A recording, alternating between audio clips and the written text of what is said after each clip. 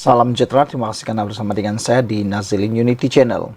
Akhirnya ini satu kejutan paling besar yang diterima oleh Khairi Jamaluddin. Di saat PRK-KKB mahu menjelang tiba esok, Khairi pula terima berita baik apabila beliau dilantik jadi ahli lembaga pengarah syarikat di India.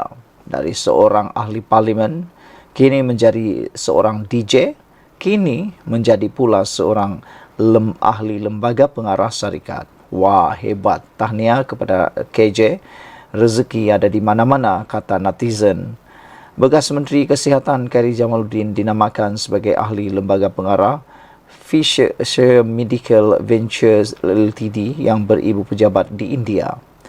Syarikat itu yang sebelum ini dikenali sebagai Fisher Chemical Ltd mengumumkan pelantikan Khairi sebagai pengarah tambahan atas kapasiti pengarah bebas untuk tempoh 5 tahun bermula 4 Mei 2024 dalam makluman pasaran saham baru-baru ini. Khairi berkhidmat selaku Menteri Kesihatan Malaysia antara tahun 2021 dan 2022, manakala sebagai Menteri Sains, Teknologi dan Inovasi dari tahun 2020 hingga 2021. Fisher Medical Venture terlibat terutamanya dalam perdagangan bahan kimia dan jentera makmal. Syarikat itu mengumumkan perubahan dalam pengurusan susulan kejayaan menyelesaikan tawaran terbuka yang dilakukan oleh Time Medical International Ventures PTE Ltd dan pelabur lain. Lembaga pengarah meluluskan pelantikan Ravindran Govindan sebagai pengerusi dan pengarah urusan, manakala Seth Lana Roa Ravidada sebagai pengarah sepanjang masa untuk tempoh 5 tahun. Saudara-saudara sekalian, tahniah kita ucapkan kepada Khairi Jamaluddin atas pelantikan sebagai lembaga pengarah syarikat di India. Itulah orang kata kalau rezeki itu ada di mana-mana tetap datang. Ada orang kata bagaimanalah kehidupan Khairi selepas tidak lagi jadi ahli parlimen. Adakah beliau menjadi orang yang tidak lagi berkemampuan, tiada uang, tiada gaji atau sebagainya. Tapi ramai orang yang menyokong Khairi. Mereka kata Khairi tidaklah semudah itu untuk mengalah. Bahkan kata mereka rezeki ada di mana-mana. Walaupun Khairi tiada lagi jawatan, tiada lagi gaji yang dikatakan daripada politik, tapi akhirnya berkat kesungguhan Khairi Jamaluddin, beliau kini dilantik sebagai ahli lembaga pengarah syarikat di India. Syarikat ini pula bukanlah syarikat yang kecil, tapi syarikat yang besar. Apakah dengan ini selepas adanya jawatan baru Khairi Jamaluddin ini akan mengukuhkan semula kedudukan Khairi dan akan terjun semula dalam politik Malaysia? Kerana ada juga netizen kata sekarang ini mungkin waktunya Khairi Jamaluddin menyusun langkah, mengatur strategi dan mengatur kekuatan baru, kata mereka. Tiada mustahil dan tidak mustahil Khairi Jamaluddin boleh menjadi Perdana Menteri Malaysia tidak lama lagi dan mungkin membuat satu parti politik yang mana akan menjadi penentu atau kingmaker dalam politik Malaysia. Sekian untuk kali ini. Jangan lupa ikuti terus ulasan dan komen anda. Bye-bye. Salam sejahtera. Terima kasih karena bersama dengan saya di Nazilin Unity Channel. Saudara-saudara sekalian, hari ini disahkan Rosmah Mansur terima berita paling buruk, paling malang dan pastinya menyusahkan hidup beliau. Belum sampai Najib dapat pembebasan ataupun tahanan rumah jika berjaya dalam semakan beliau di mahkamah, timbul pula berita buruk untuk Rosmah Mansur.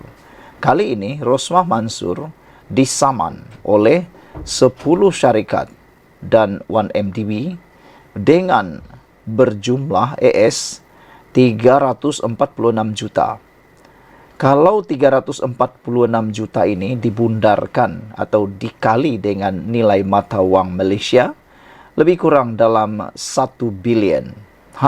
Rosmah Mansur disaman menghampiri atau melebihi 1 bilion ringgit tuntut kembalikan barangan mewah yang dibeli.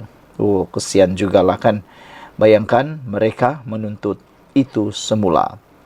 One MDB atau One Malaysia Development Berhad dan 5 anak syarikat serta 4 yang lain memfailkan saman terhadap Datin Seri Rosmah Mansur berhubung ribuan barangan mewah bernilai AS 346 juta didakwa dibeli menggunakan dana syarikat itu yang diselewengkan. Kesemua syarikat terbabit yang bertindak selaku pelanatif turut menuntut isteri bekas Perdana Menteri itu membayar AS dolar 346 juta 10,489 dolar atau sejumlah amaun yang ditafsirkan oleh Mahkamah Tinggi.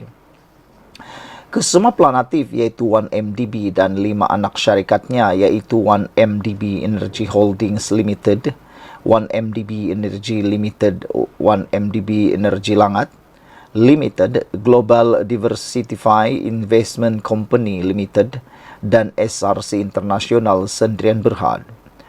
Pelanatif lain adalah syarikat pesisir luar iaitu Affinity Equity International Partners Limited, Alson Chance Holding Limited, BlackRock Commodities Global Limited, Blackstone Asia Real Estate Partners Limited dan Brightstone Jewelry Limited.